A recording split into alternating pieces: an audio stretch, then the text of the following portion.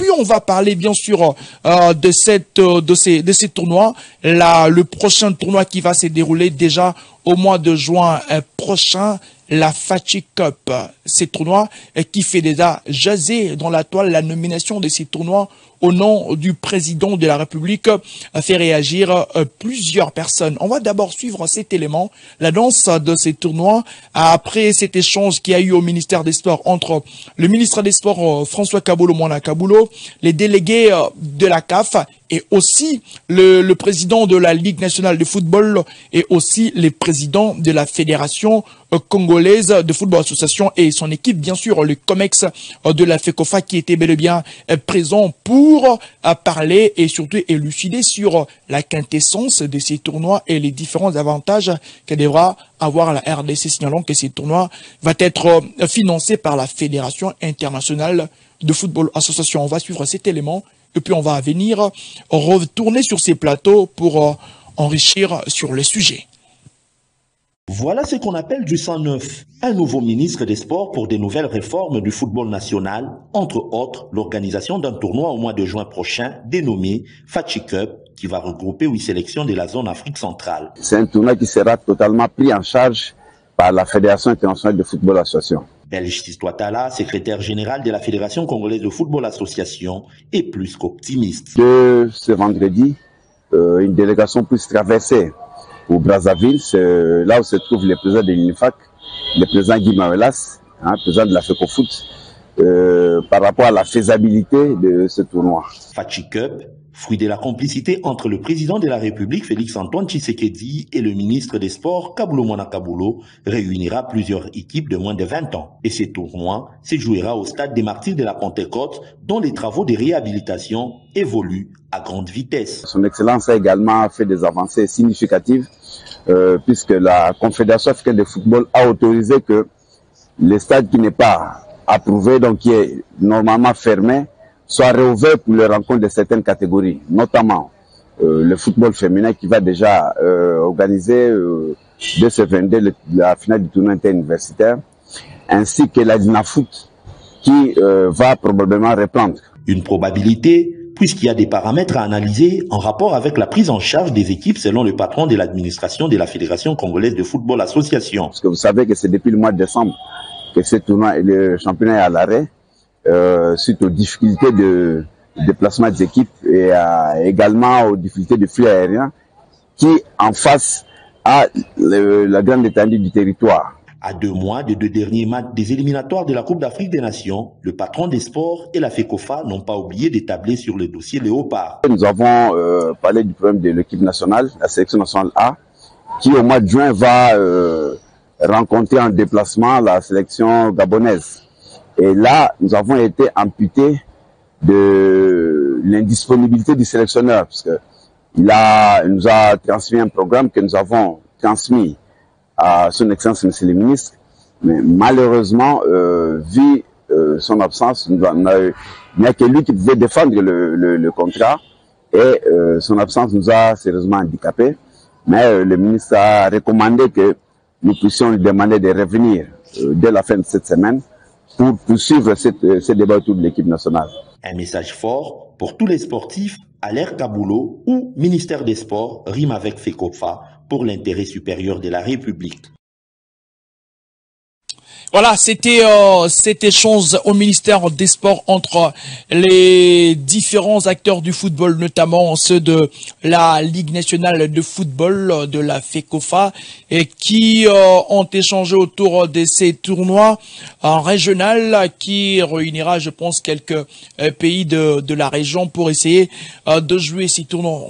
On va bien sûr analyser sur le tournoi. Premièrement, plusieurs sont un peu insurgés par rapport au nom. Ils s'insurgent bien sûr par rapport au nom. Pourquoi seulement Fatih Cup? Voilà le nom du tournoi. Premièrement, ici j'aimerais un peu éclaircir les choses.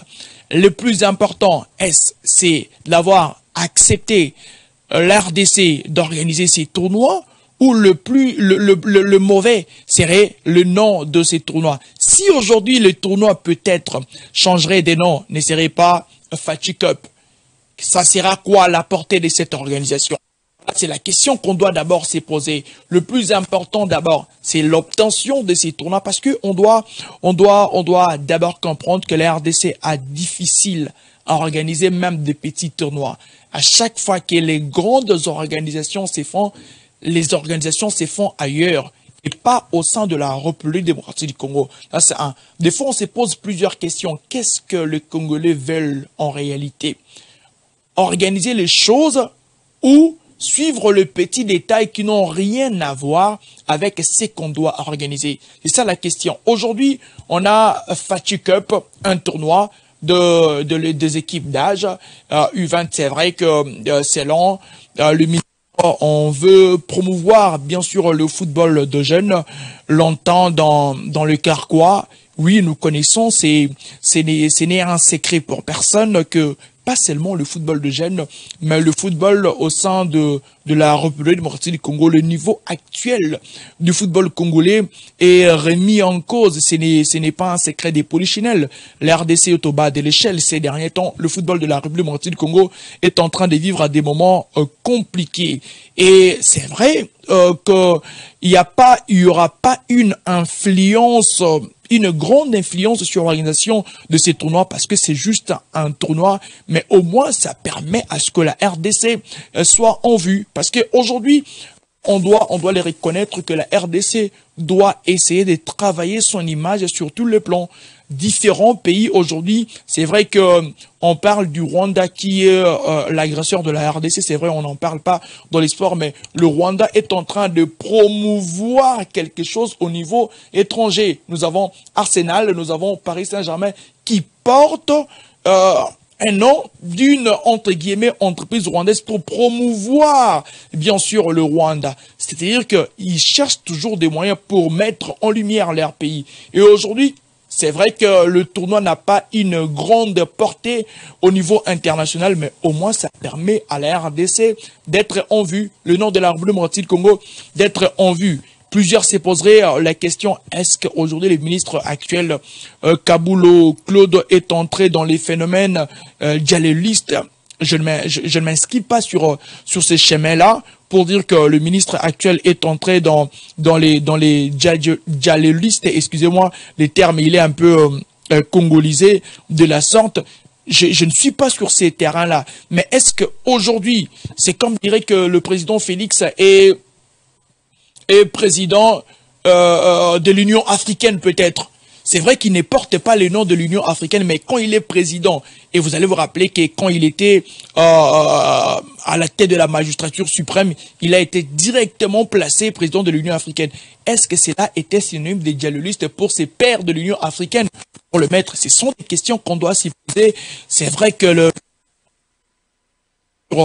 la portée de ces tournois et surtout les noms. Pourquoi mettre un Fachi Cup? Mais ce n'est pas problème là-dessus. On doit d'abord savoir qu'est-ce que le tournoi va rapporter à la République démocratique du Congo, le sport du pays.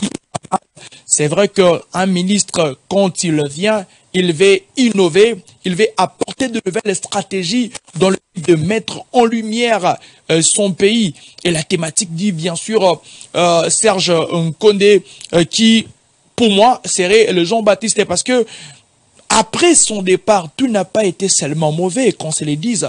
Aujourd'hui, si le stade de Martyr serait presque à 100%, quoi que non homologué, c'est-à-dire qu'il y avait un travail de fond qui a été abattu. Si on parlera d'un arène et consort, c'était sous les mandats de Serge Kondé. Et pour que François Kabulo soit ces messies-là dont on se pose la question, il doit faire la continuité. Aujourd'hui, on peut se dire qu'il y a une très bonne continuité de l'État parce qu'on pleure toujours à tout moment que RDC souffre de ces problèmes de la continuité de l'État. C'est lui qui est passé, avait des projets, avait des plans, avait des stratégies à mettre en place pour l'évolution du sport. Mais et puis, quand il est parti, est-ce que c'est lui qui viendra après, aura encore des forces pour essayer de continuer sur la même lancée? C'est là où il y a les problèmes.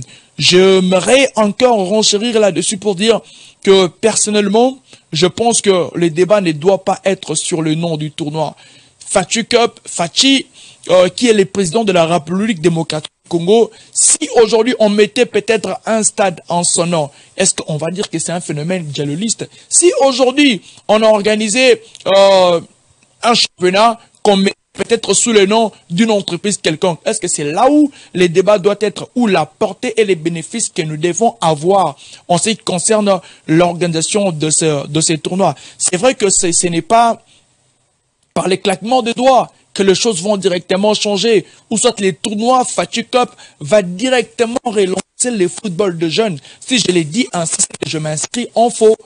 Je ne dis pas que le tournoi Fatih Cup qui va régorger en son sein, je sais pas, 4-6 pays de la sous-région, ces pays et l'organisation de ces tournois sous la houlette du coach Michel Dinzei va permettre à la RDC de recoller directement avec ses équipes d'âge. Je dirais non, c'est pas ça. Mais au moins, je suis dans l'angle où ces tournois va encore permettre à la RDC d'être en lumière, va jauger en fait les niveaux de l'organisation de compétition pour la RDC. Et d'ailleurs, vous allez vous rappeler qu'après le retour du ministre des Sports, Claude François Kaboulou de l'Égypte, on parlerait d'une organisation commune du championnat d'Afrique des Nations entre la RDC et aussi le Congo-Brazzaville pour le prochain championnat d'Afrique des Nations. C'est-à-dire que ce sont au travers de petites choses qu'on peut mieux se jauger pour voir est-ce que si et seulement si on peut avoir la facilité d'organiser